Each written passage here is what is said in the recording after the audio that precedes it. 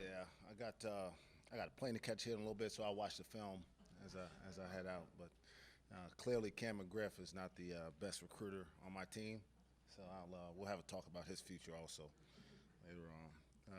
But no, I'm excited to be here. Obviously, getting started tomorrow with our first practice. Probably like all the other 350 Division One coaches, feel really good about what we've done over the summer and this fall leading up to our first practice. Really had a great time getting the freshmen acclimated. And one of the things that I've been most impressed with is the balance of the upperclassmen trying to teach and help the young guys learn, but also the competitiveness that we've had in those situations where they've had to compete against each other or help each other through it. So it gives me a lot of hope that we got a chance to take a step forward with our program this year. Coach, you just don't have a whole lot of new players coming. You got two new assistant coaches. What do you think they bring to the table? They're both young guys. They got a lot of energy. They both were guys who are very experienced in terms of knowing what good players look like. Coach Pastrana and I worked together for 3 years at Stephen F., and he knows me as well as anybody and what the expectations are, how we work. So that's been a pretty easy transition. Cannon, on the other hand, I didn't know in terms of having a working relationship with, but I had observed him in a coaching capacity with his teams before. I know he's really smart. He's a guy who understands the game. He's been around some tremendous coaches himself, played for Coach Brown and Coach Daugherty at SMU, worked for Mike Dunleavy at Tulane. So, I think that experience that he's had as a player and then this brief time in college basketball will be a great benefit to our program also. How have you seen your freshmen and newcomers progress since they got here on campus? Yeah, I mean, you can visibly see the differences in their bodies. I think Avery's up somewhere close to 20 pounds. The Boones have added some good muscle. And Chris Harris is down 15 to 20 pounds in that range. But not just those guys, even our returners. I mean, Cam repped out 23 reps on 185 pounds in the weight room the other day. So pretty impressive. Even though he can't recruit, he's really good in the weight room. And all those guys just made it a point. Cam and Thomas both stayed here through the entire summer. Didn't go home in that May break. They were kind of molding some injuries from the wear and tear last year. So I could just see their commitment level and their focus on trying to make this season a great one is something that I'm really excited about. All of the guys talked about, I think almost every one of them I talked to used the word family, but at the same time said as much as we enjoy being around each other, eating lunch together every day, everything's a competition, from sprints to video games to shooting drills. Everything they do is competing. Yeah, I mean, I think it's a great component to what we want our program to look like on a day-to-day basis.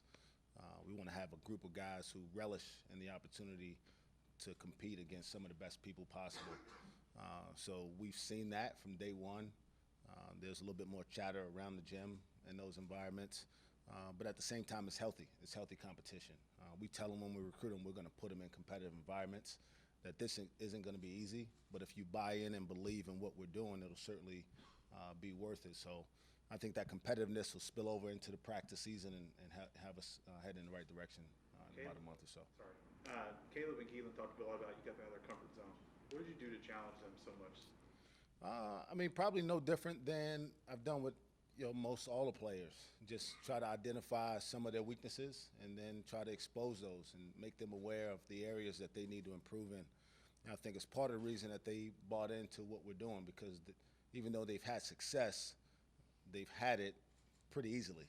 They haven't been challenged from a competitive standpoint individually. Obviously, they've had some competitiveness in games from time to time, but that excitement about their potential long term is something that's our responsibility, to see how far we can push those guys to become the best version of their individual selves. How far have they gone? A long ways. Caleb Boone, I think, was on the precipice of trying to walk back to Tulsa on day 3 of summer school because he was hurting in every possible way, physically, but also mentally. He was, again, being asked to do things on a consistent basis at a level that he had never been asked before. And that goes from everything, not just the weight room, but the on-court conditioning, the individual workouts, learning a new system. Obviously, they've been really comfortable at Memorial doing things a certain way. and it's been successful for him. But we've asked him to take another step up and to compete against the likes of Cam and Lindy and Thomas and Yor and Ice, who've been around all for at least a year, but most of those guys multiple years. Watson talked about the freshman group, before they even got to start working out, they had a group chat. How important is that for the chemistry of that dynamic for them to be doing those things before they even hit campus? I mean, I think it's vital that those guys have a real relationship with each other outside of the game. They're going to be teammates. There are going to be some tough times at some point during the year for each of them individually, for our team collectively, and that's the thing that'll keep them together, is that they know what each other are about at their core. We actually brought all 4 of the guys who signed last year in on their official visits at the same time last year. And I took them away from their parents, Avery, the Boone twins, and Marcus, and sat them in a room and told them, you guys are going to be a big part of the future of this program. And the commitment has to start now, not just when you show up on campus. And they took that to heart. They stayed in touch. They obviously supported each other throughout their high school seasons, and we're really excited to get here this summer. What have you seen out of Watson's game, specifically on the court throughout this summer? Yeah, he's got a great knack for scoring. It's one of the things he probably does most naturally. He's a really, really good athlete physically.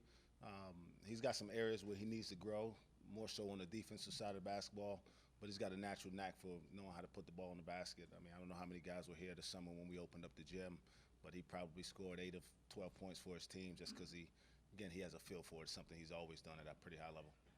Some of your time here has been kind of inconsistent in terms of player turnover, people in and out of the program. How important is it to you, and how nice is it to have 3 senior leaders, 3 guys that have been captains before as anchors as you try to move this thing forward? Yeah, the first year everything was a blur. 2 years ago, standing not in this room, there was question marks on how this thing was getting started. And last year we also had some off-court incidents. But going into this year with a bunch of positive energy and momentum around the program, with a bunch of guys who are hungry for some success, we got all 5 starters from last year back. But again, the core of it is those 3 seniors who've been through a ton. And I'd be remiss if I didn't mention how important Trey Reeves is to this equation also. His commitment level has been no different than those other 3 guys. And so their leadership is something I lean on every day. I meet with those guys and talk to them about what it's going to take for us to ultimately have them leave here with a really, really positive legacy on this program. And they're going to be a big part of why we're going to have success for the next several years, in my opinion. Last time we spoke, I think Hitty had just gotten here. What have you seen from him in that time? You were kind of, I don't know, you didn't know exactly where you were going to get right off the bat with him. Have you got some more clarity there? Yeah, I mean, I think the thing you just don't know is until you coach a kid, you don't know how he responds to coaching. But he is extremely smart. He picks up things really, really quickly. He's a great teammate. He's a guy who came in here and totally bought into what we asked, even though it was completely foreign, and not just in the sense of being a foreign language or foreign country, but a lot of what we did physically. They don't necessarily lift weights and condition the same in Europe as we do here. So, but he adapted well. It took him a while. As much as I praise him for the way he can shoot the basketball, it was a couple of weeks before he could get the ball to the rim after spending some time with Jake in the weight room. But he's a tremendous competitor. I think he's going to be a good rebounder and a versatile defender for us, and somebody that ultimately be somebody that we count on to make shots as well. Chris, he was originally signed with A&M, then a coaching change happened, he got released. Is it different recruiting a kid the second time, I guess? No, I mean, the way I recruit, I had a relationship with Chris since he was a freshman in high school, before I even, knew he was good enough to play at this level, so to speak. Obviously recruited a high school teammate of his who's at Kentucky now. And I just have always supported those kids. DFW's been an important area for me in my career since I moved to Texas, I guess 7 years ago now. And, just kind of stayed in touch with him and watched his career.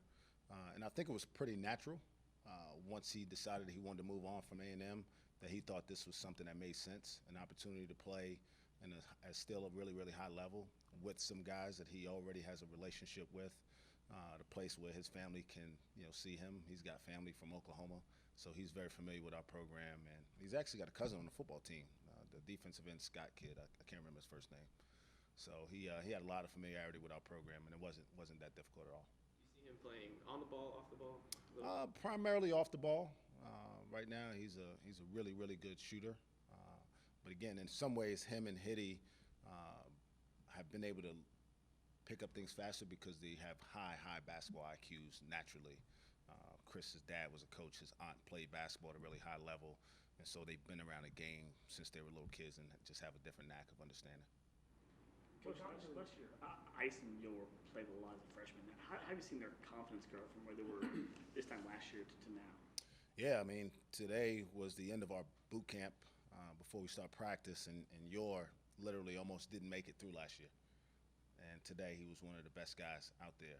Just the experience, the opportunity. Probably was as hard on him as I was anybody on our team a year ago. And part of it because I saw what he maybe didn't see. Wasn't sure he could lead the Big 12 in blocks, which he ended up doing, but I knew he had a chance to have a real impact and be a guy we could count on to produce on a nightly basis.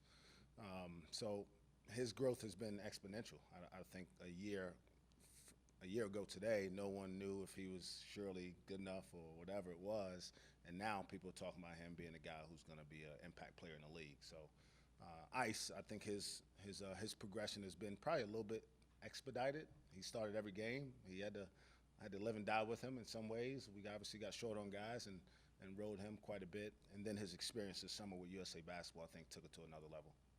His name's typically synonymous with football, but you guys are wearing Boone patches on the uniforms this year. What did he mean to the basketball program? Oh, man, I can't even really put it into words. I never got to go out to his ranch, which everybody tells me is like the most phenomenal place on earth. But I did spend some time with him in Dallas and a couple of times that he came to visit in Stillwater the last couple of years. Man, he just had so much passion for this university and wanted us to be excellent at everything and really stepped out there to give us a chance. So we're internally indebted to him, and we look forward to representing him every time we go out on the court with his names on our jersey and by the way we play as well. When talking to the younger guys, and I asked them, what's the biggest adjustment through the summer, they said the defensive adjustment. So why do you think that's what sticks out to them most coming in? They've never been asked to play defense, most of them. And so not only are they being asked to do something that's kind of new, but we play an aggressive style of defense as well. And it's pretty demanding, and it requires a great amount of discipline and effort and energy. And if you don't do it the right way, you get exposed pretty quickly. And so I think just psychologically getting out of the mode that it's going to be all about me having the ball and scoring all the points and making all the plays, being a great defender is about sacrifice and commitment to your team. And that's the kind of program that we're trying to build first and foremost. Dallas Cameron on as a graduate assistant. Is that a cool deal for you having coached? It's awesome. People talk about Eric and Cannon, and rightfully so. They're going to be great. Dallas is going to be as valuable to our program as those guys just because he's played in this system. He was that guy in the gym with me and our staff before and understands what it looks like to have success. I believe he was a 3-time state champion in high school. He was a 3-time conference champion in college. And so winning is something he's very comfortable and familiar with. And so understanding what goes into that at this level is even different from doing it at high school. And so he just got to do what he does, have great relationships with the guys, have a pulse on what they need, and be a great resource for them when maybe they don't feel too good about it. How did that work out? Did he reach out to you? Did you reach out to him? I've stayed in touch with Dallas since, we left Stephen F. a couple years back. And I always thought, just being around him, that he had the ability to maybe transition into coaching one day. And so we just, we talked a couple times over the spring. And I told him, hey, there may be an opportunity here. And he didn't hesitate one bit. Matter of fact, he made his way down here from Miami in a car.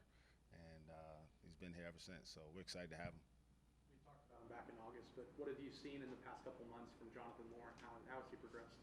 Yeah, Jonathan's he's a guy when you get a guy you've never coached who's older, it's even different from a freshman because he's got even more habits that you probably are going to have to get accustomed to rather than trying to change.